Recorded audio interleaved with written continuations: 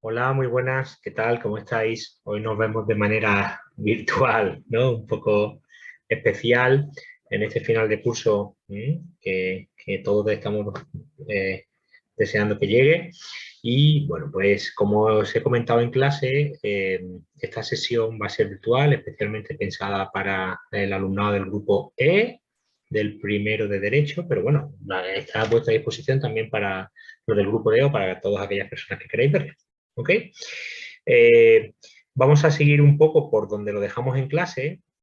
Empiezo aquí a compartir pantalla. Sabéis que estábamos en el bloque 5, que tenía que ver, como estamos hablando, pues habíamos hablado de lo que era la economía desde finales del siglo XX, de finales del siglo XIX hasta la actualidad, y vamos a hablar también hoy del desempleo y la inflación. ¿Ok? Comenzaremos con este apartado de desempleo que se inicia. ¿Ok? Bueno, en principio tenemos que decir que el desempleo es algo estructural a las sociedades en las que nos ha tocado vivir. Es decir, que el pleno empleo es una especie de utopía. En algún momento ya todos los economistas dan por hecho que siempre, aunque sea de una manera friccional, siempre algo de desempleo va a haber. ¿Ok? Entonces, en este caso, consideramos el desempleo en general como el grupo de todas aquellas personas que están intentando buscar trabajo y no lo encuentran. ¿Vale? Ya hablaremos luego también de lo que sería la tasa de desempleo, en este caso que sería el porcentaje de población activa, ¿eh? Que no, el porcentaje de población desocupada partido el porcentaje de población activa, que son, bueno, pues como lo iremos viendo ahora, aquellas personas que están con capacidad y que tienen la intención de poder trabajar. Este desempleo, generalmente, o en la actualidad, se puede medir de dos formas, o hay dos formas generalmente. Una, que es la más típica, que es la que se denomina como paro registrado, que es, al fin y al cabo, todas aquellas que estas personas que están en paro van al SEPE, al Servicio Estatal de Empleo, y Servicio Público Estatal de Empleo, y allí pues todas las personas que están buscando empleo tienen que registrarse allí, o deben en teoría registrarse allí, y bueno, pues para que les avisen de una posible oferta de trabajo que haya, o incluso para reconducirse o para hacer cursos de formación que les puedan servir, etcétera, etcétera, etcétera. ¿Vale? Pero bueno, esto al fin y al cabo, pues depende del número de parados que acudan a las oficinas y del número de personas que haya. Es decir, yo puedo estar parado, puedo no ir al SEPE, porque estoy buscando trabajo por mi cuenta o lo que sea. ¿Vale? Otra fórmula que se suele utilizar y que es, diríamos, casi más fiable, es la que se denomina la del paro estimado, es decir, la EPA, la encuesta de población activa, que es una encuesta que se realiza desde el INE trimestralmente, es decir, 4 veces al año, en el que se llama a un porcentaje de la población y se intenta ver, bueno, pues qué porcentaje dice o declara estar en paro. Se supone que es una medida que tiene más fiabilidad, fijaros, que la del SEPE. ¿Ok?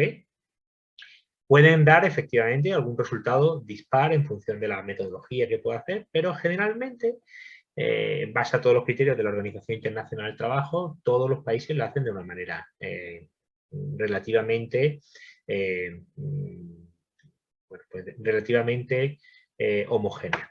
Voy a compartir con vosotros esta pantalla, ¿vale? En el que si pulsáis en el link os llegaría aquí y fijaros, por ejemplo, en ese link habla de la última nota de prensa de la EPA, ¿vale? Estamos en junio, 1 de junio, y eso indica que la última EPA que se ha tenido que hacer, la del 31 de marzo, que se publica a principio de abril, ¿vale? A principios de julio, pues estará, bueno, a principios de abril no, se publica a lo largo del mes de abril. ¿Vale? Y a lo largo del mes de julio pues se publicará la segunda. En este caso, por ejemplo, se hablaba de que la encuesta de la EPA, pues el número de ocupados disminuyó en 100.200 personas, ¿vale? Y se sitúa. Y que el empleo había crecido en 878.000 personas, un 4,57 en los 12 últimos meses. ¿Vale? Aquí podéis ver en base a esto bueno, pues tenéis todas las estadísticas de las que queráis. Por ejemplo, podéis consultar, yo qué sé, tasa de paro por distintos grupos de edad, sexo y comunidad autónoma. Pues si entramos aquí, pues decir, venga, vamos a ver. Hombres y mujeres, nacional para, bueno, desde que hay registros. Consultamos aquí, por ejemplo, la selección y vemos que, por ejemplo, aquí la evolución que ha habido desde el año 2002, que había un 11% de paro para mujeres. Espérate, ¿esto cómo es? Sí, ambos sexos, hombres y luego mujeres. ¿Vale? Pues, por ejemplo, en el año 2002, en el primer trimestre, había un paro de un 11,55, un 8% hombre y un 16%. Había el doble de tasa de paro de mujeres que hombres. Fijaros, ¿no? En el segundo trimestre más. ¿Vale? Y así, por ejemplo, hasta la última, el primer trimestre, como esa brecha de desempleo, por ejemplo, se va reduciendo. En total hay un 13, como siempre. La tasa de paro es, por ejemplo, inferior para hombres que para mujeres, ¿vale? Bueno, aquí te van haciendo gráficos. Bueno, podéis jugar aquí con esto todo lo que queráis y bueno, eso para todo total nacional y vamos a poner, por ejemplo, para el total nacional y para Andalucía. Vamos a ver esto, por ejemplo, aquí. Bueno, me está dando eso, ¿vale? Pues en vez de eso, si cogemos, por ejemplo, Andalucía, esto se queda aquí pensando, ¿vale? Aquí. Le damos, por ejemplo, y vemos que por aquí, a ver, vamos a hacerlo para todo el periodo. Se queda pensando. Tengo que recargarlo. Para comparar Andalucía con el total nacional y vamos a coger todos los periodos. ¿Vale? Si le damos aquí, fijaros, pues, por ejemplo, que en Andalucía el total nacional en la tasa de paro es en el primer trimestre de 2022 del 13,65, pero en Andalucía es del 19,43. Es decir, más de 19 personas activas que están buscando trabajo no encuentran trabajo, ¿vale? Es el 16% de los hombres y el 23%, es decir, una de cada 4 mujeres podemos decir prácticamente que están intentando buscar trabajo y que no pueden, ¿vale? Fijaros que, por ejemplo, en el tercer trimestre pues era más de un 25% de mujeres. Aquí se ve un poco esa brecha que está habiendo. Bueno, aquí tenéis un poco, a partir de aquí podéis acceder y todo esto, ¿vale? Es importante recordar, por un lado, la diferencia entre población activa y población inactiva. Inactiva es aquella que no está en condiciones de poder trabajar o que tiene algún tipo de discapacidad que hace imposible que trabaje, o los estudiantes, por ejemplo, sois población inactiva, que no estáis en búsqueda activa de empleo. Y la población, disculpadme, estoy con la alergia fatal. Y la población activa, que es, pues, todas las demás, es decir, aquellas personas que están en búsqueda de empleo. Y dentro de la población activa podemos hablar de ocupados, empleados o desempleados. ¿Vale? El problema muchas veces, perdóname. Ay, Dios mío. El problema es que muchas veces, bueno, al final se ve si estás en paro o no, pero bueno, el hecho de que estés trabajando en sí, muchas veces, no es óbice para decir que puedas tener un buen nivel de vida, ¿no? Hay personas, hay por ahí un informe de Cáritas que habla de cómo, a pesar de que hay mucha gente que trabaja, ¿no? Pues no tiene para llegar a fin de mes. Es decir, que no se distingue si hay un empleo precario o lo que sea.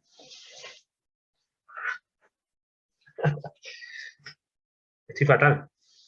Es que eso, tengo alergia, no está en clase. Concepto de también, es decir, bueno, también se pone para preguntarse pues qué es lo de población inactiva. Es decir, bueno, pues al final hay mucha gente que deja de buscar empleo, pues simplemente porque piensa que no lo va a encontrar y que dice, oye, pues yo ya para la edad que tengo para la formación yo ya no quiero seguir más. También hay que tener cuidado porque muchas veces hay cada vez una tendencia, y aquí en este link, por ejemplo, si lo ponéis, hay una noticia sobre los denominados falsos autónomos, y que cada vez más hay personas que se dan de altas como empresarios y las empresas los contratan como autónomos, a pesar de que solo trabajan para uno porque no quieren tener ningún tipo de relación laboral. Y bueno, pues al final hay veces que, como decía aquí, pues que los salarios no sirven como una fuente suficiente de empleo. ¿Vale? ¿Qué rasgos tiene el paro? en las economías actuales. Bueno, pues después, como hemos dicho, es un problema permanente, latente, y que prácticamente se da en casi todas las economías que hay en el mundo, ¿vale? Se considera que es el resultado de una actividad productiva insuficiente, que no existe mercado en todo el mundo pues, para poder emplear a todas las personas que se desea y que, bueno, pues que en los últimos 25 años sobre todo ha habido un crecimiento insuficiente que ha ido provocando que el paro fuera haciendo. Además, como hemos dicho, muchas veces hay personas que trabajan, pero que tienen un trabajo precario. De hecho, en el mundo, no solamente en España, sino prácticamente en todo el planeta, el 25%, no, perdón, la mitad de las personas que trabajan no tienen ningún tipo de contrato. Además, hay un incremento de los desempleados de larga duración, que son personas que ya consideran pues que, bueno, pues que no van a poder conseguir trabajo y que, bueno, que no afecta a todo el mundo, tal y como hemos visto ahora mismo. Por ejemplo, a mujeres y jóvenes les afecta diferente que a hombres y a personas de mediana edad, que es un gran problema social. ¿eh? Por todo eso, por ejemplo, aquí pongo una foto de la campaña que hizo Zapatero, el expresidente del gobierno Zapatero, en el 2008, que decía que debido al crecimiento, pues en los últimos años se iba a intentar buscar que hubiera un pleno empleo. En la economía. Cuando ellos mismos, como ya hemos dicho, decía hoy cualquiera que haya estudiado un poco sabe que el pleno empleo está considerado como una utopía, a pesar de que, bueno, pues que no lo prometan. Aquí además os pongo un ejemplo de que, bueno, pues de la importancia que tiene en los debates políticos, ahora que precisamente nosotros hemos estado haciendo debates, bueno, pues aquí, por ejemplo, las últimas elecciones, tengo una captura de que, bueno, pues en el que, curiosamente, pues los 5 grandes partidos, de los cuales ya no está ni Albert Rivera, ni Pablo Iglesias, ni Pablo Casado, fijaros, 3 de los 5 ya no están, y esto fue solamente hace 2 años y medio, y ya prácticamente no están. Y bueno, pues que aquí, al fin y al cabo, hablan de la política económica y, bueno, que es algo relativamente, aquí podéis ver, bueno, pues algunos cortes sobre todo lo que han estado hablando, en este caso de la política, ¿vale? Que es algo que los políticos en general usan como reclamo para reducir el desempleo para obtener votos. ¿Okay? ¿Por qué? Es decir, ¿cuáles son las teorías convencionales de por qué se produce el desempleo? Porque al final, como pensáis, esto es un tema que se estudia muchísimo en economía. Yo trabajo mucho sobre el mercado laboral, por ejemplo, y sabemos que esto es algo que eh, eh, preocupa a todo el mundo, porque nadie quiere que haya desempleo. No puede decir, bueno, es que hay una persona que dice, a nadie le beneficia que haya desempleo. ¿De acuerdo? Los neoclásicos venían a decir, bueno, pues que al final, neoclásico, pensad en libertad, en mercado y venía a decir pues que al final el mecanismo que proporciona de regulación provocaba unas soluciones que no eran eficientes. En general se pensaba que en competencia perfecta, bueno, pues que cada oferta podía crear su propia demanda y que en competencia perfecta se contratarían trabajadores hasta que la productividad marginal del factor trabajo sea igual al salario real. Es decir, oye, siempre y cuando tú me des una productividad que me haga ganar X dinero, yo estaría dispuesto a pagarte ese mismo dinero, ¿vale? Siempre y cuando tú me des más productividad, si tú me das una productividad de 1.500, pues yo estoy dispuesto a pagarte pues hasta 1.500 o 1.400, de tal modo que salimos ganando tú y yo. Esa es un poco la teoría. Y se decía que el empresario siempre, pues, contrataría siempre y cuando el factor trabajo sea igual al salario real. Que la oferta además de trabajo está condicionada por el salario, es decir, la cantidad de horas que están dispuestas a trabajar los salarios, que a medida más salario, pues mayor oferta de trabajo. Acordaros que la oferta de trabajo en el mercado de trabajo está constituida por las personas, por la mano de obra. El desempleo sería, en teoría, puramente friccional, es decir, que una persona sale de un trabajo mientras encuentra otro, pues estaría un tiempo en empleo, y que el paro se produce cuando los salarios reales están por encima del precio de equilibrio. Es decir, en el mercado de trabajo se fijan los salarios y si los salarios están por encima del mercado, pues esa sería un poco la causa del paro, porque habría que despedir gente para disminuir la demanda en este caso. Así que lo que habría que hacer es una mayor flexibilidad en los salarios para los cuales consideraban, por ejemplo, a los sindicatos un obstáculo. Esto es, como vamos a ver, es bastante irreal, porque el mercado de trabajo real, pues, en la práctica no trabaja así.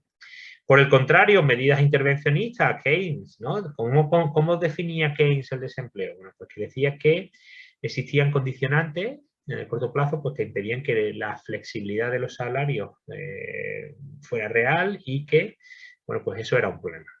Que, como podéis imaginar, la causa del desempleo, ¿qué decía Keynes? Mayor gasto público, mayor consumo. El desempleo no está en el mercado de trabajo, sino en el de bienes y servicios, porque no hay un gasto agregado suficiente, es decir, no hay una cantidad de consumo y, por tanto, ante la disminución del consumo, los empresarios optan por despedir a la mano de obra.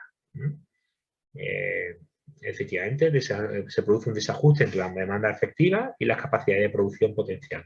Es decir, que habría que, para reducir el desempleo, lo que habría que hacer es estimular la demanda y establecer mejores condiciones para que se invierta más, la gente se contrate más, haya alegría en el gasto, la alegría en el gasto o un incremento en el consumo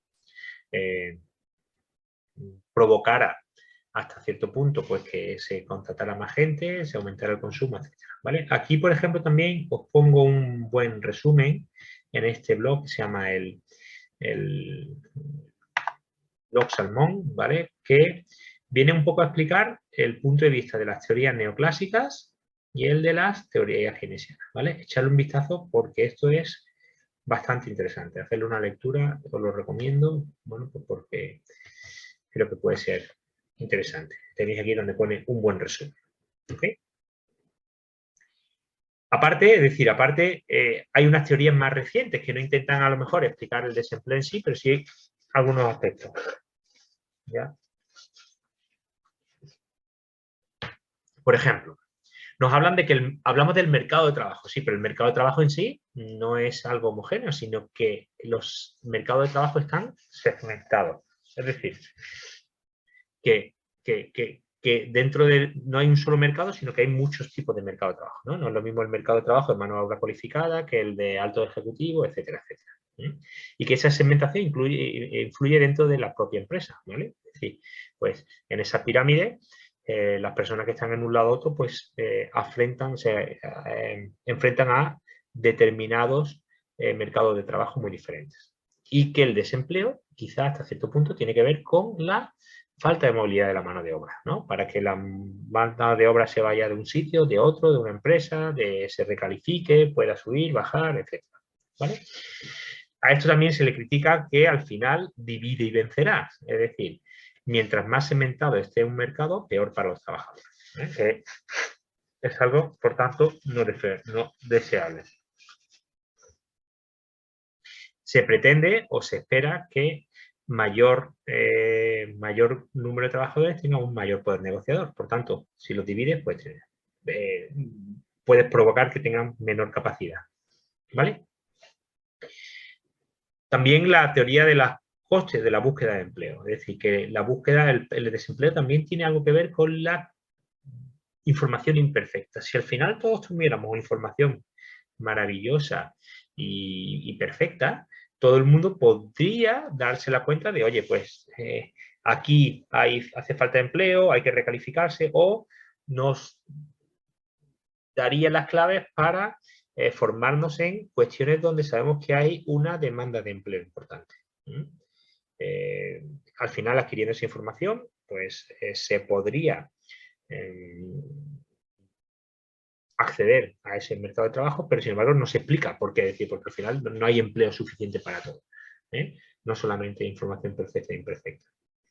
Luego también, desde el punto de vista de los contratos implícitos, viene a decir que al final contratar a alguien, nuevos empleados, tiene un coste tanto para el trabajador como para el empresario. Para el trabajador en proceso de formación, ¿vale? Para el empresario por el hecho de que, bueno, pues que una nueva persona requiere un tiempo hasta que se hace y pues su productividad no es la deseable en los primeros momentos, así que tienden a llegar a existe una especie de punto en común en la cual pues el empleador y el empleado pues quieren llegar a un acuerdo que sea lo más duradero posible. Los asalariados incluso prefieren que no quieren que su salario esté vinculado a la productividad ni a las variaciones de la economía, que no quieren una remuneración fluctuante, y que en caso de que haya una coyuntura económica de decrecimiento no deseable, pues se espera que se altere el empleo en los salarios. Es decir, que oye, yo entro y tengo asegurado que voy a ganar, qué sé, 1.500 euros y cuando vengan mal dadas, lo que no vaya a hacer es bajarme el salario a 1.000 euros, ¿vale? O a 1.200 o a 1.300. En todo caso, me echa y cobro el desempleo y ya me buscaré yo la vida por otro lado, ¿vale? Pues eso es un poco. Además, la teoría de la negociación salarial viene a decir que los beneficios, es decir, la maximización de los beneficios empresariales y la utilidad de los sindicatos, espérate que quedo esto aquí para que lo podáis ir viendo, me pongo aquí, ¿vale? Se produce cuando existe contrato con rigidez salarial y fuertes variaciones en el empleo, un poco lo que hemos dicho. Es decir, que al final, a cabo, esto es la opción, si no más buena, por lo menos la menos mala, y la que sería el punto de encuentro en el que patronal y sindicatos se encontrarían, ¿eh?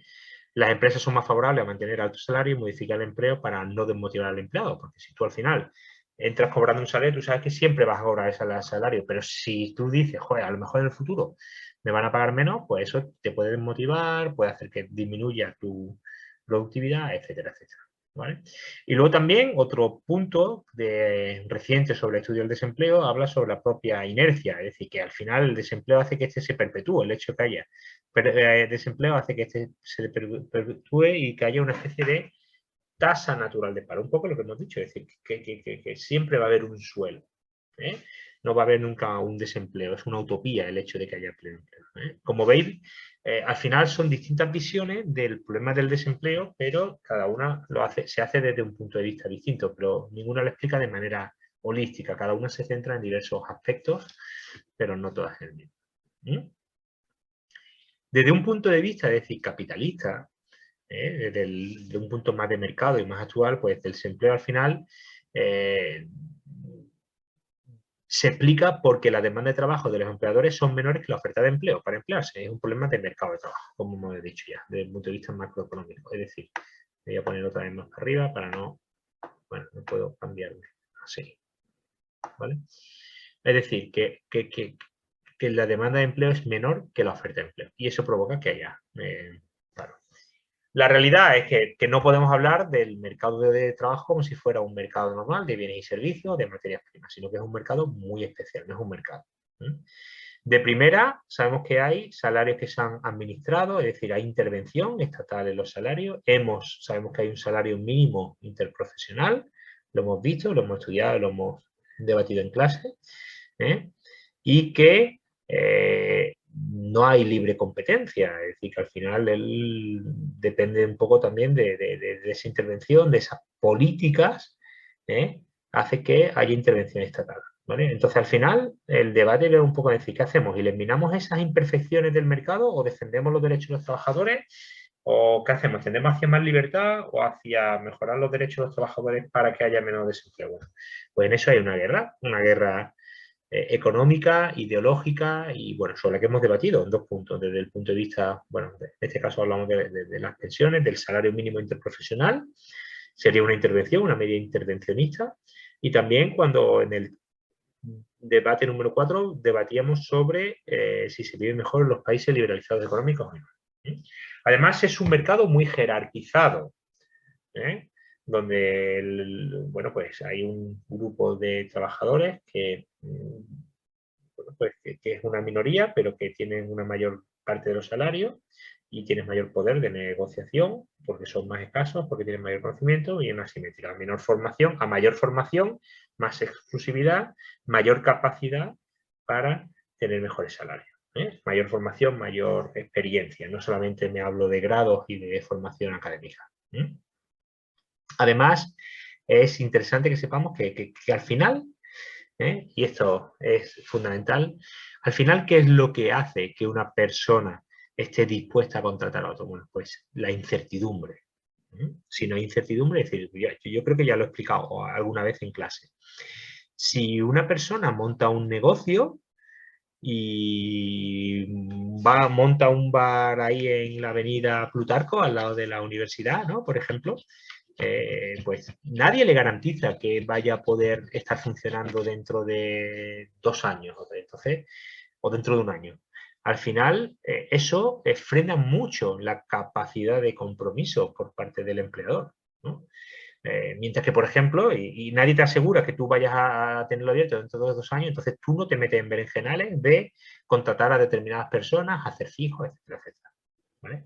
Sin embargo, como decía aquí, ¿no? Alguna vez yo creo que también lo comenté en clase, es decir, Mercadona, ¿no? Presumen de que desde el principio son empleados fijos. ¿Por qué? Bueno, pues porque Mercadona sabe que va a seguir existiendo y que va a ir bien dentro de 2, 3, 4 años. Entonces necesita gente y se meten a contratar personas. Por tanto, las expectativas de futura de beneficios son muy importantes a la hora de contratar a personas y de reducir el paro. En ese sentido, la economía, el hecho de que la economía vaya bien, hace que las expectativas y que la alegría en general de los empleadores sea buena. Por eso es necesario que se haya expectativas de crecimiento futuro. ¿Eh? Eso va un poco con la idea de que no se contrata ni en función de la oferta ni del salario, sino en base a la expectativa de beneficio. Y que el hecho de también, no olvidemos de que el hecho de que haya desempleo es una garantía que da un poder de negociación en este mercado asimétrico y jerárquico al empleador sobre el empleado. Es decir, bueno, pues al final yo sé siempre que decir, bueno, yo te puedo contratar a ti, pero si no te gusta a ti, hay otros cuantos por ahí que podría contratar porque tienen características muy parecidas a las tuyas. Y que, bueno, como decimos aquí, no es una simple mercancía, sino que implica una acción moral de tratar bien a las personas, de tratarlas, de proveerlas con dignidad, de seguridad, etcétera, etcétera. ¿Vale? Esta idea viene un poco a redundar en lo que hemos estado hablando. Solo el empleador suele contratar en base a expectativas futuras de beneficio y solo, paradójicamente, en teoría, a menor salario, mayor capacidad para obtener beneficios. Por tanto, siempre va a intentar que los salarios estén hasta cierto punto controlados. Y además, a mayor desempleo, mayor poder de fijación del salario. O sea que fijaros, ahí hay una especie de contradicción en sí misma, ¿no? Es decir, porque a mayor beneficio, mayor poder de contratación, o sea, mayor beneficio, mayor capacidad de contratación, porque hay más certidumbre, pero para obtener mayor beneficio hay que tener muy controlados los temas de salario, la productividad, que haya acordes, etcétera, etcétera. ¿Vale? Y bueno, creo que para terminar con esto, efectivamente, del tema del desempleo, nos quedaba hablar un poco de, oye, bueno, vale, sabemos que hay desempleo, ¿ok? Pero cuando hay desempleo, ¿qué tipo de políticas se aplican? Es decir, ¿qué es lo que se hace? ¿Qué es lo que... si fuere vosotras la ministra o el ministro de, en este caso la ministra de Economía, ¿qué tipo de políticas se pueden aplicar para intentar reducir o paliar al máximo posible el desempleo? ¿Vale? Bueno, se han agrupado en 5 grupos aquí. ¿Vale? Por un lado podemos hablar políticas sobre la oferta. Recordamos, la oferta de trabajo en este caso son las personas. Las personas son las que ofrecen mano de obra. Entonces, si reducimos la oferta, si reducimos la oferta ante la misma demanda, las personas que están trabajando, estamos intentando hasta cierto punto reducir la tasa de paro. Es una falsa solución. Es decir, por ejemplo, ampliamos la edad de escolaridad obligatoria, se animamos la entrada en el mercado de trabajo, por ejemplo, de las mujeres. Bueno, esto está así puesto, está sacado porque al final el hecho de que a mayor población activa, ¿no? Antiguamente, las mujeres que generalmente permanecían en el ámbito privado, ya lo hemos dicho, trabajaban en el ámbito privado, en el ámbito de los cuidados y del hogar, y era el hombre el que llevaba el que salía del hogar para obtener el trabajo. Bueno, pues el hecho de que la mujer se incluyera, ¿no? O que saliera masivamente a buscar empleo, pues eso hace que haya un mayor porcentaje de población activa y que si el empleo no crece, la tasa de paro se incrementa. ¿Ok? Así que, bueno, pues eso. Además, bueno, pues, por ejemplo, intentar jubilar a las personas lo antes posible o incluso permitir la existencia de la economía sumergida, pues porque, bueno, pues se supone que a una mayor economía sumergida, pues la gente al final cuando hace, pues sí, van a decir que están trabajando, pero bueno, eso son pues, falsas soluciones, porque al final no están intentando erradicar el problema tal cual, ¿no? Al final habría que actuar, pues eso, pues sobre el grado de cualificación, sobre preparación de la mano de obra, pues para intentar que la gente se forme en aquello que realmente demanda la sociedad, para que haya una correlación entre la oferta y la demanda de empleo. ¿Vale? Políticas sobre la demanda, en este caso sobre las empresas, sobre los solicitantes de empleo. Bueno, pues, ¿qué se podría hacer? Pues activar la demanda agregada, es decir, intentar fomentar la economía para que haya una mayor PIB, una mayor demanda agregada, una mayor necesidad de producción, de consumo, de inversión y, bueno, pues eso hace que la demanda se incremente. También se puede subvencionar a las industrias, ¿no? Que son intensivas, que emplean mucha mano de obra y que, bueno, pues en este caso es interesante que sigan adelante, reduciendo también el coste del trabajo, pues para que a las empresas, pues, por ejemplo, bonificaciones en la seguridad social para que tengan incentivos para contratar y estimulando la creación de empresas, para mayor empresa se aumente la demanda. Y en este caso, sobre el mercado también. Determinadas políticas sobre el mercado, es decir, ni sobre la oferta ni la demanda, sino sobre el funcionamiento. En este caso, aumentar la flexibilidad, tanto de los salarios como de la contratación.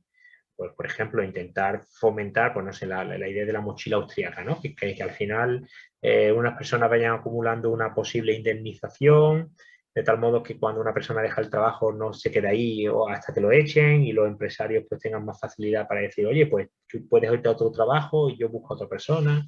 ¿Vale? Mejorar la orientación laboral, que tiene un poco que ver con lo que hemos estado comentando antes.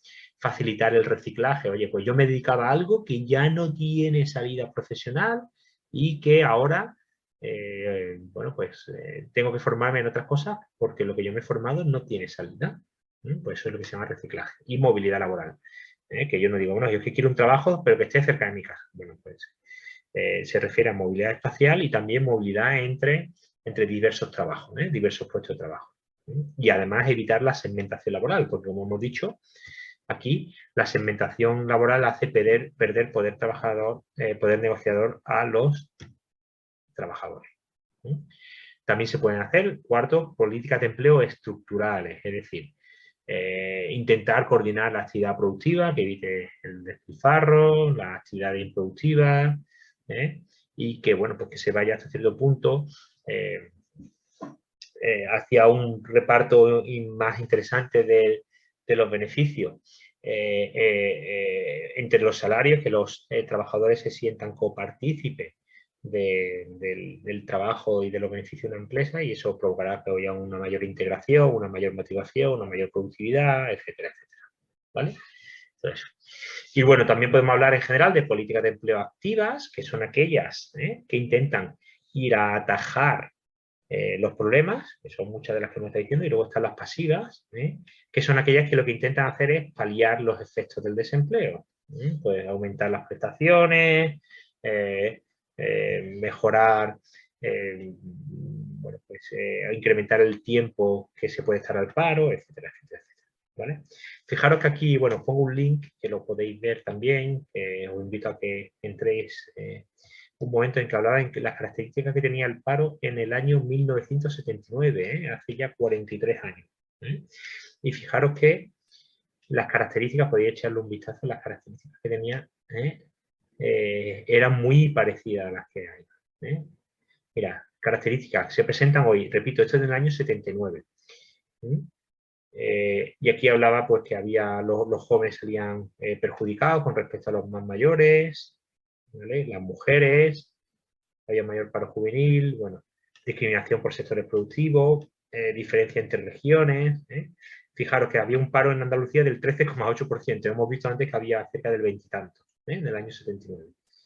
Sin embargo, por ejemplo, en el País Vasco decía que había un paro del 8,5 o del 10 en Madrid. O sea, bueno, esto sigue estando parecido. Un poco para que veáis que de 40 y tantos años después, la cosa no ha cambiado mucho, a pesar de que estemos aquí estudiándolo y analizando. ¿Vale? Bueno, y esto es fundamentalmente lo que quería que viéramos en relación al desempleo. en este punto.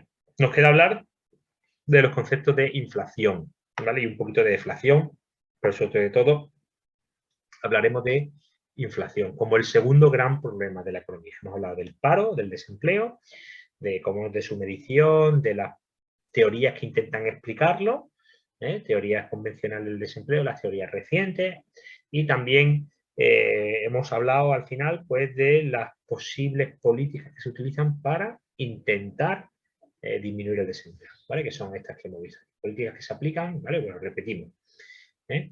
Hemos visto un poco la medición del desempleo, las características que tiene, las teorías convencionales que intentan explicar el desempleo, la neoclásica, la keynesiana y otras más recientes, de segmentación de mercado, de contrato implícito, ¿vale? De negociación salarial. El enfoque del empleo capitalista, ¿vale? Del desenfoque, de cómo se centra sobre todo en el funcionamiento del mercado de trabajo, y como todo es una cuestión de sueldo, cuando vemos que eso realmente pues, no es así. Y los tipos de políticas que se aplican sobre la oferta para intentar reducir el desempleo, ya sea sobre la oferta, sobre la demanda, sobre el mercado de trabajo, políticas estructurales y activas y pasivas, ¿vale? Eso es un poco la idea. Vamos con el último concepto del curso, ¿vale? Y del temario, es el que tiene que ver con la inflación. Me pongo aquí un poco por arriba para que veáis. Como ya sabéis, porque ahora se está hablando mucho, desgraciadamente, hablamos de inflación. Por cierto, inflación con una C, por favor, no lo pongáis con dos Cs, que es una falta relativamente común cuando hacemos los exámenes. Hablamos de inflación como de una subida continuada, sostenida y más o menos fuerte del nivel general del precio. La subida de precios generalizada, fuerte y continuada. Y decimos que es mala, porque al fin y al cabo, por varios conceptos. Primero, porque hay muchas personas que generalmente tienen un salario asignado, una pensión, ¿vale? Entonces la subida de precios hace que pierdan poder adquisitivo si no existe luego un incremento proporcional a la inflación que hubo. Además, la subida de precios viene primero y luego hay una subida de precios. Por lo tanto, generalmente es negativo. Pero además, las variaciones no previstas de los precios impiden que la gente pueda, es decir, al final, la inflación genera incertidumbre, ¿vale? Y ya hemos hablado varias veces de la importancia que tiene la confianza en la economía o la incertidumbre. Eso impide que los agentes que intervienen en el mercado, las familias, las empresas puedan realizar estimaciones sobre gasto o producción porque saben que al final los precios van a crecer, las condiciones van a variar y eso pues impide pues, que haya inversión y que haya mucha incertidumbre. Además, bueno, se mide a través, pues, por ejemplo, del deflactor del PIB, que esto se obtiene anualmente una vez que han terminado los ejercicios y lo que se hace, como sabéis que el PIB es, al fin y al cabo, la cantidad total de bienes producidas por el precio de mercado, al final lo que se hace es dividir la cantidad total, las mismas cantidades que se han producido de un año con respecto al otro, y eso nos da lo que sería el deflactor. Y ahí sacaríamos, dividiendo, sacaríamos la variación que ha habido en los precios. Y esto proporciona información real sobre todos los bienes que se han producido en la economía, ¿vale? Y luego está el IPC, el índice de precios al consumo, que aquí os pongo un enlace y lo vamos a ir viendo, que al final lo realiza también el Instituto Nacional de Estadística y que intenta medir cómo suben los precios de las cestas de la compra, es decir, de los bienes, no en general, sino de aquellos que son más utilizados por las personas. ¿Vale? Eso nos hace una duda de, oye, ¿qué bien incluimos? ¿Cuándo lo incluimos? ¿Cómo lo medimos? Es decir, porque yo consumo una cosa, vosotros consumís otra, y al final un señor de Baracaldo que esté allí o cualquier otra persona consumirá de una manera distinta. Pues, ¿cómo se consensúa? Eso lo vamos a ver también aquí. Y bueno, que al final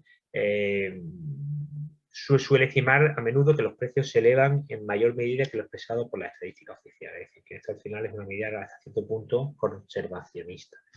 Mira, si nos vamos aquí al IPC, aquí os he puesto un enlace. Si pincháis ahí y vais a ver aquí un poco, bueno, pues el IPC. Esto es lo que saldría. Por ejemplo, aquí pone cuánto ha sido el IPC. Ha subido el IPC desde el año pasado, desde abril del año 2021 al 2022. Y vemos que ha subido un 8,3%. Es una barbaridad. ¿Vale? Vamos a poner, por ejemplo, de mayo del 2021 a mayo del 2022. Y vemos que no tenemos datos. El último que tenemos todavía es el de mayo del 71. ¿vale? Pero, por ejemplo, seguro que si comparamos el año, ¿no? En el año 2020, del 19 al 20, que tuvimos la pandemia, en ese caso la inflación fue cero, incluso negativa. Se produjo, a ver, mayo del 19, ¿por qué no quiere? A mayo del 20. Fijaros que en este caso, ¿veis? Era cero, incluso negativa, es decir, porque se produjo una disminución del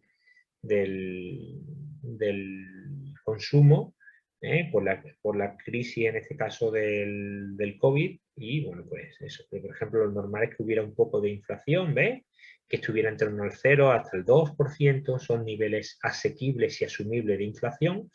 Todo lo que sea por encima de ese porcentaje del 2%, pues es una barbaridad. Por ejemplo, aquí grandes porcentajes de inflación, por ejemplo, hubo en la crisis del petróleo, por ejemplo, en el año 73, en el 74, veis que, por ejemplo, aquí tiene que haber es un porcentaje, un 16,4. Es decir, que lo que en mayo de 1973 costaba 100, en mayo del 74 costaba 116. ¿eh? Fijaros la porcentaje. Y 2 años más tarde, por ejemplo, un 36%. Es decir, los precios en solamente 2 años subieron un 36%. Fijaros el desconcierto que provoca eso, porque al final tú no sabes muy bien y al final eso deja una media y tú dices, bueno, las cosas están subiendo, entonces el mero hecho de saber que hay inflación hace que la gente directamente suba más los precios porque saben que al final los precios van a subir, mientras más suben, menor diferencia va a haber con respecto desde que lo compro hasta que lo venda y eso hace a la vez que la inflación vaya creciendo y eso provoca pues cierto desconcierto. ¿Vale? Fijaros un poco hacia dónde va. Y luego también he preguntado, decir, bueno, pues ¿cómo se calcula? Pues se calcula el IPC en este caso, perdonadme, aquí voy a mirarlo pues con la cesta de la compra. Jo, un momentito, que me sale aquí. Vosotros creo que no lo estáis viendo, pero ahora, ¿vale? Si pensáis aquí, ¿qué productos se consumen? ¿Vale? ¿Qué productos aquí? Pues fijaros, al final hay una ponderación, esto se hace y dice los grupos de IPC en base al DES se dividen en 41 subgrupos, tal, ¿no? Es decir, al final se supone que en alimentación y bebida no alcohólica hay un 22%, ¿vale? En vivienda un 14%, en vestido 14% eso, y en esto se supone que es lo que nos gastamos. ¿eh? Si queréis ver exactamente, pues le dais, creo que es aquí, a resultados detallados, ¿vale? O en metodología, creo que era, ¿no? Creo que era en metodología y aquí viene un poco, bueno, pues exacto. ¿Vale? ¿Cuáles son los grupos? Y se supone pues que aquí tenéis toda la información sobre cómo se realiza y los distintos grupos y, ¿vale? Me río porque el otro día estuvimos hablando de la fórmula y que lo poco que gustan las fórmulas, esto lógicamente. ¿eh? Pero aquí habla un poco, bueno, sobre la metodología, ¿no? Pero no aparece un poco lo que yo quería decir, es decir, bueno, esto es toda la metodología. Ah, mira, sí, aquí están los grupos, ¿vale? Al fin y al cabo, aquí están los grupos. Alimentos y bebidas no alcohólicos. Y dentro de estos, pan y cereales. Arroz, todo tipo de arroz, de grano corto, de grano largo, arroz abrillantado, pulido, partido tal, pan. De trigo, de centeno, maíz, tal, pasta alimenticia. Todo esto son grupos, ¿vale? Carne. Pues en todo esto se va haciendo encuestas, se van analizando una serie ay, espérate, perdona. Creo que aquí justo luego, creo que venía un poco, ¿vale? Bueno, aquí viene la ponderación que ha habido como ha habido, porque las vidas de las personas van cambiando, ¿no? Y tienen concierto con un montón de lugares en las que van preguntando cuánto cuestan los precios en estos sitios, ¿eh? Y en base a esto, pues van cogiendo los datos de un montón de lugares y en base a eso, pues van calculando cuánto ha sido. Repito, esto lo hace la INE, son cuestiones relativamente homogenizadas y bueno, pues se hace en base a criterios lo más objetivos posible. Fijaros que, bueno, porque la inflación ahora está siendo elevada. Repito, hemos estado muchos años en que hemos tenido incluso deflación. Hace 2 años, por ejemplo, tuvimos deflación y muchos años hemos estado con una inflación muy controlada. Aquí, ¿vale? Pero fijaros que aquí hay, por ejemplo, he puesto 11 graves casos de hiperinflación, ¿no? Y que normalmente después de una guerra, pues aquí hay casos de que, por ejemplo, en Taiwán, entre agosto y septiembre se registró una inflación del 399. En Armenia, una inflación del 438. ¿no? Que aquí hay, bueno, normalmente cuando hay, fijaros, creo que Hungría fue la máxima, ¿no? El caso efectivamente. más grave del mundo fue el de Hungría entre agosto del 45 y julio del 46. Perdía valor tan rápido que el valor de los precios se duplicaba cada 15 horas y la inflación diaria era del 207. Fue necesaria la introducción de Foreign para establecer la economía húngara, etcétera, etcétera. Los billetes tuvieron que ser limpiados, ¿vale? Es decir, fijar, la gente tira los billetes porque, claro, ahí un billete no sirve. ¿Para qué quieres dinero? ¿O para qué quieres un billete? ¿Para comprar qué? Si sabes que de un día a otro el precio se está duplicando. Entonces la gente no quería, la gente lo que quería era, se volvía al trueque, intercambiar cosas con otras para que mantuviera el valor. Porque los precios en sí no eran indicativos del valor real. Fijaros que tenéis, bueno, pues por eso. ¿Y por qué se produce la inflación? ¿Cuáles son un poco las fuentes y los efectos que provocan? Bueno, fijaros, pues al final, pues, el hecho de que sepamos que la inflación es negativa hace que la gente siempre luche, ¿no? Es como la pescadilla que se muerde la cola, siempre luchemos porque los salarios se incrementen y se revisen al alza. Pero el hecho de que se incrementen y se revisen al alza hace que los empleadores también se piensen que eso va a tener un efecto y, bueno, pues se suban los precios. También del poder de mercado. Una empresa que tenga mayor poder de mercado, menor competencia, tiene mayor poder para fijar precios y incrementarlos y eso provoca que haya inflación. La publicidad y los gastos de imagen hace que se cree fidelización. Bueno, aquí os he puesto un enlace al iPhone 3, ¿no? Y que como hace ya en el 2009 que se lanzó, hace 13 años, pues valía como 500, 600 euros. Bueno, ¿eso por qué? Porque la publicidad y los gastos de imagen también, el poder de mercado que tenía esta marca, Apple, o la publicidad hace que fideliza a la gente y que sea muy inelástica a las variaciones de precio. Entonces la gente es muy fiel y a pesar de que los precios cambien mucho, suban mucho, pues yo siga queriendo consumir. Entonces me permite que yo suba los precios y que el consumo no diferencie. Los costes financieros lo hemos visto también cuando hemos hablado de la política monetaria. Un incremento de los costes financieros se repercute en todos los costes que tiene una empresa y eso al final influye en el precio. También tiene efecto la intervención estatal, en el sentido de que una intervención muchas veces ineficiente puede hacer que no se busque la máxima rentabilidad y que a lo mejor cosas que no son tan caras en el sector público se puedan contratar de una manera como es el dinero es público y no es de nadie, pues se mire menos por él, en este caso, como una posible desventaja, y eso hace que pues, se pague más por determinados bienes y servicios de lo que realmente cuestan, lo cual influye en la inflación. Y por último, la inflación importada, es decir, bueno, pues si ha subido el precio, ¿no? En este caso lo vemos muy claro, el precio del petróleo y del gas, en Ucrania, porque en Rusia, porque han cortado tal, eso hace que suban todas las demás cosas que utilizan eso. La inflación, al fin y al cabo, se importa y se acumula de un caso a otro, ¿verdad?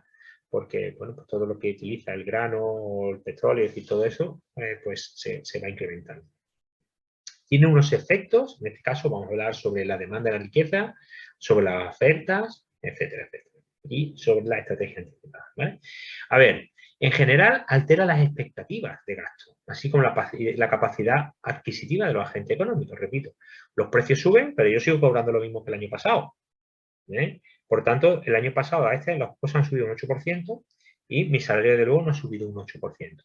Por tanto, he perdido, cuando digo yo me pongo un ejemplo, pero le pasará, he perdido capacidad adquisitiva. Pues eso hace que diga, oye, y que además, como tenemos aquí, el dinero que yo tenía ahorrado en el banco ahora vale un 8% menos de lo que valía el año pasado. Si yo tenía 1.000 euros en el año pasado, pues con 1.000 euros yo ahora puedo comprar menos cosas de las que podía comprar el año pasado. Si no me han dado ningún tipo de interés, yo tengo una cuenta corriente, he perdido. Es decir, al final, eso además hace que sabemos que si haya inflación y yo ahora tengo dinero, es decir, bueno, si yo tengo dinero ahorrado, sé que el año que viene, si lo tengo en la cuenta, va a valer menos y como los precios suben, yo lo que voy a hacer es anticipar, intentar comprar ya. Y si intento comprar ya, estoy anticipando consumos futuros al presente. Estoy incrementando la demanda actual y si se incrementa la demanda y la oferta se mantiene igual, ¿qué ocurre con los precios? Sube. Fijaros qué espiral más peligrosa. Y si no es posible aumentar esa producción a corto plazo, lo que se provoca es que haya un aumento, una presión de la demanda y un incremento de los precios. La gente al final, ¿qué es lo que busca? Ya lo hemos hablado alguna vez, búsqueda de valores refugio. cuando lo hemos visto en las burbujas y lo hemos visto en general. Pues cosas que sabes que siempre van a valer: oro, vivienda, terrenos, etcétera. Además, beneficia a los deudores en favor de los acreedores. Claro, si yo al final tengo un tipo de interés nominal, que es un porcentaje, pues eso me hace que yo, pues, no sé, de hipoteca, por ejemplo, esté pagando siempre 600 euros, ¿vale? Pero como los precios van subiendo, pues al final 600 cada vez, si los precios van subiendo, 600 cada vez, si es constante ese precio, cada vez resultarán menos sobre el total de ingresos que yo pueda tener. Y perjudica a las personas que tengan rentas fijas y bajas. Además, sobre la oferta, tiene efectos en el sentido de que puede incrementar los tipos de interés. Como ya sabemos que va a haber inflación, pues ese anticipo por inflación hace que la gente, a la hora de prestar dinero, por ejemplo, suba los tipos de interés, porque ya sé que hay inflación. Como sé yo que la inflación perjudica a los prestamistas, en ese caso lo que intento hacer es incrementar los tipos de interés. Al incrementar los tipos de interés, aumentan los costes de las empresas y eso tiene una repercusión negativa. Encarece la financiación de la economía y desincentiva la inversión, justo lo que estamos diciendo, y además puede desviar los recursos hacia actividades especulativas. Yo voy a comprar cosas que crea que van a subir mucho por encima de la inflación para luego, en ese caso, poder venderlas porque sé que voy a poder. Y eso drena recursos de la actividad productiva hacia las actividades especulativas, lo cual nunca es bueno. Deteriora, porque deteriora la competitividad con respecto a el exterior y la actividad general productiva. ¿Vale? Y bueno, sobre la estrategia anticipativa, es decir, no siempre se anticipa igual todos los sujetos, y al querer anticiparse se producen desequilibrios que da lugar a espirales inflacionistas que sí, que una vez que empiezan es muy difícil de detener. Lo vemos aquí, por ejemplo, había un vídeo que os he puesto sobre cómo era la vida. Bueno, este era el de Venezuela, ¿de acuerdo? Vale, aquí esto creo que no lo estáis escuchando, ¿vale? Fijaros que aquí hablan un poco, ahora creo que sí, ¿no? Lo vais a escuchar. Vale, un momentito, lo pongo aquí y... Y antes en México. Hola Pati, gusto en saludarte. Cuéntanos cómo es la vida en Caracas en medio de la crisis económica de Venezuela. Todos los días escuchamos que hay escasez de alimentos, de medicinas, de combustibles e incluso de agua. Sí, es una vida en la que cosas que se dan por sentado en otras las grandes capitales del mundo aquí son extremadamente complicadas, desde encender la luz y que no haya electricidad, hasta abrir el grifo de agua y que no salga agua. Pero aún más de eso, como bien dices, hay escasez todavía de alimentos y medicinas, pero más allá de eso es la inflación, de verdad lo que afecta más diariamente a los venezolanos, porque a pesar de sí poder encontrar la medicina o sí poder encontrar la comida después de buscarlo en una cantidad de tiendas, lo difícil es lo caro que se han vuelto las cosas. La inflación hace que los precios se doblen cada 30 días, lo que significa que para Venezuela, en la que su gran mayoría vive en una muy difícil pobreza, adquirir medicinas o comida, incluso cualquier cosa que necesiten para su hogar, es muy, muy difícil. ¿De qué magnitud es la carestía en una economía con poco efectivo y una inflación, ahora nos dices, de al menos 4 dígitos, según algunas mediciones, que también ha venido a complicar el sistema de pagos? Claro, sí, no, el Fondo Monetario estima que la inflación de Venezuela va a llegar al 13.000% este año y que la economía se va a contraer 15%. Una de las cosas más irónicas de la economía de Venezuela es que a pesar de que hay una hiperinflación tan grande debido a que el Banco Central tiene una impresión imparable de efectivo, hay una escasez importantísima de efectivo en las calles de Caracas, lo que implica que todos los días ves largas filas en los cajeros electrónicos de gente tratando de sacar dinero, y aún así, cuando sí encuentras un cajero que tiene dinero, lo máximo que puede sacar, el equivalente en dólares, es tan solo unos cuantos centavos, pero ese efectivo es importante para la gente que necesita usarlo para utilizar el transporte público y hacer ese tipo de pagos. Con este escenario económico y social que describes, ¿cuál es la perspectiva para las elecciones presidenciales anticipadas del 20 de mayo? La comunidad internacional dice que no hay condiciones para unos comicios creíbles y transparentes. Sí, Sí, exactamente. Muchos dicen que ya los resultados de las elecciones del 20 de mayo son bastante predecibles. Bueno, aquí estamos hablando, ya está hablando un poco de eso, pero sí que estamos hablando de, bueno, pues que un episodio de hiperinflación que hubo en Venezuela hace, pues, 4 años, ¿no? Es decir, y habla de qué difícil. Y fijaros que aquí también, al final la inflación, aquí hay una noticia que decía, ¿cuántos días hay que trabajar en Venezuela para comprar un kilo de pollo, ¿no? Al final uno piensa, decía, a ver, yo aquí en España un kilo de pollo, ¿cuánto cuesta? 6 euros, un poquito menos, ¿no? Es decir, pues 6 euros una pechuga, kilo de pechuga de pollo. Y decir, ¿cuánto tiempo tendría yo que trabajar para poder comprar un kilo de pollo? Es decir, ¿cuánto tiempo tardo yo en ganar 6 euros? Bueno, pues si al final, yo imaginaros, gano el salario mínimo, pues son 1.000 euros, 1.000 euros mensuales entre 30 días, o 20 días efectivos de trabajo, pues se supone que son 50 euros al día. Es decir, que yo al final, trabajando 1 hora y pico, 2 horas y pico, sería capaz de ganar el dinero suficiente para poder comprar un kilo de pollo, ¿vale? Sin embargo, fijaros que aquí, ¿no?, habla de que pues 88 horas, ¿no? Es decir, hay que de trabajo para comprar un kilo de pollo en el 2018, mientras que antes, esta gráfica de aquí, ¿vale?, hacía falta pues 5 horas, ¿no? En un año simplemente pasa de trabajarse 5 horas a tener que trabajarse. Es decir, que la gente deja, la carne, por ejemplo, en este caso, ha subido mucho y entonces la gente pues deja de comer pollo o el café y empieza a comprar otras cosas que no han subido tanto, por ejemplo, la lenteja, las piñas o las papas, ¿no? Las patatas aquí que estamos viendo, ¿vale? Que ha aumentado mucho, pero no ha aumentado tanto. Antes no había que trabajar apenas nada para comprar piña o papas, pero eso sí, ¿no? Y aquí lo tenemos. Simplemente para que veáis como la inflación al final hace que la gente, sobre todo aquellos que lo están pasando peor o menos, tienen una posición más débil, tienen que decidir y elegir qué van a producir y eso cambia los hábitos de consumo, ¿vale? Por último, para terminar, nos queda hablar de la deflación, que sería lo contrario a la inflación, ¿vale? A ver, deflación no es lo mismo que desinflación. Desinflación significa que se reduce el ritmo de inflación, ¿vale? En este caso, la deflación es una caída generalizada y relativamente fuerte y continuada de los precios. Sería justo lo contrario, ¿eh? ¿Y eso es bueno o es malo? En general, si la inflación es mala, la deflación es buena. Bueno, pues no tiene que ser buena. Tengo malas noticias, ¿vale? En general, porque si, por ejemplo, bueno, depende un poco de por qué, ¿no? Es decir, pero si esa desinflación tiene que ver, esa deflación, perdón, tiene que ver porque la demanda agregada es débil, es decir, se ha reducido el consumo, hay políticas económicas, como pasó un poco, es decir, en este caso con la pandemia, es decir, porque no había consumo y al haber consumo obligaba a las empresas a reducir los precios, incluso los sueldos, para intentar atraer a la demanda, ¿vale? Entonces no es deseable porque es una señal de que la economía es débil, de que no tiene buena salud, ¿eh?